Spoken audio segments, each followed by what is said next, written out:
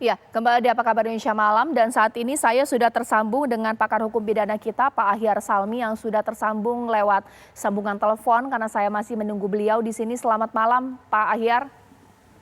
Selamat malam, Ca. Ya, baik. Pak, ini kan sedang heboh-hebohnya kita berbicara mengenai robot trading dan kali ini yang sudah berkas perkaranya lengkap adalah Fahrenheit.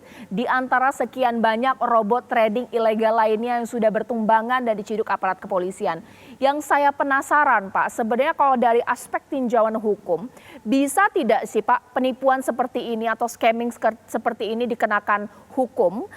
Mengingat bahwa robot trading ini kan menjadi artificial intelligence, bisa dikatakan tidak menjadi objek hukum, Pak. Jadi hanyakah penyertanya saja yang bisa dikenakan atau bagaimana? Ya, saya kira gini ya, bukan berarti tentu kan orangnya yang memainkan itu kan orangnya, ya. Orang siapa yang terlibat di situ, ini kan kalau menurut saya ini kan suatu penipuan. Jadi siapapun yang kayak itu terlibat, yang memainkannya itu seharusnya bisa untuk diproses, dimintai pertanggungjawaban. Yang ada di balik semua sistem itu kan manusia yang menjalankannya. Nggak mungkin, itu kan by design itu, yang membuat program, yang menjalankan program, yang itu semua utak-atik, itu semua alat teknologi yang canggih, itu kan manusia. Ada nggak unsur penipuan di situ?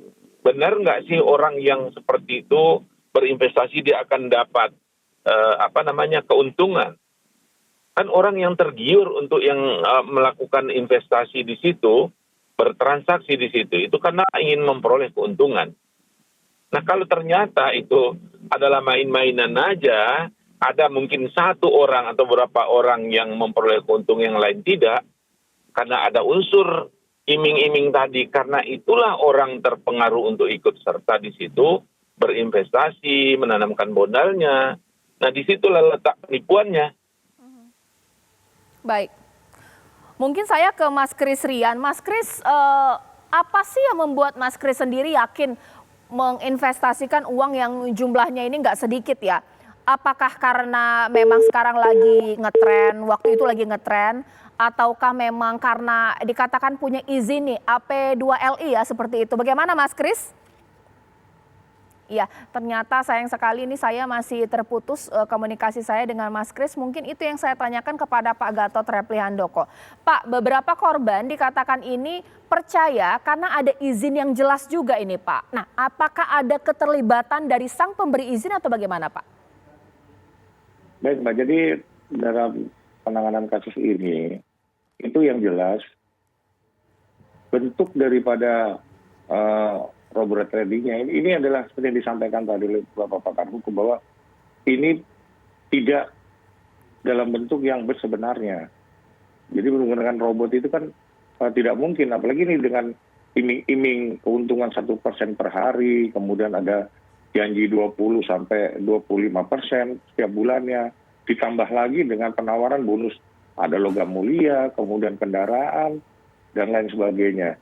Ini salah satu yang tentunya terus dilakukan dalam hal ini penyidik untuk melakukan pengembangan seperti yang disampaikan tadi, bahwa kita nggak hanya berhenti pada pelaku yang sudah diamankan ini. Kita penyidik terus melakukan pengembangan maupun pendalaman terhadap kegiatan robot trading ini.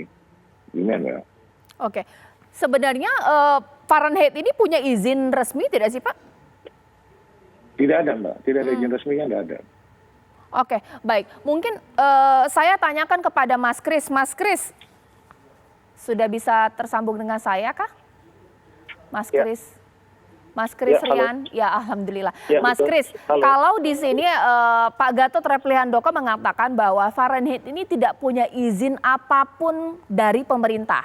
Tapi kalau kepada korban, Mas Kris dan juga rekan-rekan, apa jualan mereka? Izin dari pemerintah jelas seperti apa atau dari mana? Bagaimana Mas? Jadi nomor satu memang robot trading ini belum ada undang-undangnya di Indonesia. Nomor dua, mereka mengaku resmi karena mereka adalah berbadan PT. Mereka mempunyai perusahaan gitu loh. Dan juga mereka selalu menggadang-gadang bahwa kami ini resmi karena kami terdaftar di APLI maupun ada AP2LI. Jadi ada kalau di Fahrenheit ini di AP2LI, Asosiasi Penjualan Langsung. Sehingga itu yang dipakai untuk menipu korban, termasuk saya salah satunya. Karena kami berpikir bahwa ini sudah ada badan hukumnya, PT, lalu brokernya juga dipilih langsung. Kira-kira seperti itu. Oke. Nah, yang berikutnya adalah mereka terdaftar di AP2LI. Baik. Gitu. Oke. Nah, mungkin saya tanya kepada Pak Sarjito. Pak Sarjito, sebenarnya posisi dari AP2LI ini dalam keterlibatan dengan atau mungkin dalam kaitan ya terhadap Fahrenheit ini penelusuran seperti apa, Pak? Karena ada beberapa korban yang meminta AP2LI kemudian bertanggung jawab, tapi AP2LI juga mengatakan bahwa mereka tidak terlibat atau bagaimana, Pak? Pertama, saya nggak mau komentar mengenai AP2LU dan sebagainya. Saya dari OJK, saya hanya mau sampaikan bahwa calon investor atau masyarakat atau calon konsumen itu harus benar-benar berhati-hati yang tadi saya sampaikan di awal. Tadi disampaikan oleh Pak Gatot jelas bahwa dia tidak legal. Legalitasnya kan ada regulatornya. Regulator di sektor jasa keuangan memang robot trading bicara trading apa? Trading saham, trading yang lain. Jadi kita harus pertama underlying asetnya itu bicara apa? Kalau ini komoditi merupakan jurisdiksinya saudara kita di bursa komoditi di Bapepti. Kalau itu adalah ekuitas atau yang lain atau debt instrument atau instrumen lain yang merupakan jurisdiksi di OJK, maka dia jelas dia diperdagangnya di Bursa Efek Indonesia. Kadang-kadang masyarakat, saya sering melakukan edukasi kepada masyarakat, bahkan ibu-ibu yang saya lihat bahkan belum paham yang namanya saham itu apa, obligasi itu apa. Mereka sudah tanya mengenai cryptocurrency. Mereka sudah tanya mengenai Bitcoin. Nah ini yang masyarakat yang karena digital itu melompat. Tadi disampaikan juga oleh korban bahwa karena era digital mereka belajar dari digital. Saya selalu sampaikan bahwa legalitas itu adalah yang paling penting. Jadi jangan pernah berpikir bahwa semuanya serba mudah. Tadi disampaikan oleh Pak Gatot, bagaimana mungkin ada yield atau hasil yang bisa diperoleh itu 1% satu hari. 1% satu bulan aja udah luar biasa besar. Apalagi 10% dan sebagainya. Nah ini dari itu mestinya alert. Ya, jadi masyarakat mestinya alert bahwa ini adalah hampir tidak mungkin terjadi. Setelah dicek ternyata memang setelah menjadi masalah hukum, akhirnya disidik oleh saudara kita di Kepolisian Republik Indonesia, ternyata juga perizinannya nggak ada. Nah, Satgas Waspada Investasi yang merupakan gabungan dari kementerian dan lembaga dan juga penegak hukum itu selalu memantau hal-hal seperti itu. Dan perizinan yang tadi sampaikan oleh AP2LI itu tidak cukup, apalagi entitas hanya berbentuk CV, PT pun tidak cukup. Memang bergerak di bidang apa? Nah, kalau ini di sektor jasa keuangan, regulatornya jelas di Indonesia. Ada di bawah OJK, ada di bawah Kementerian Perdagangan yaitu Bapepti, ada di bawah Koperasi, Menko Koperasi dan UKM, ada juga di bawah Bank Indonesia kalau itu sistem pembayaran. Oleh karena itu, cross-check secara fisik, secara kekelembagaan itu sangat penting. Jadi saya tidak berkomentar mengenai AP2LI karena perizinannya yang paling penting.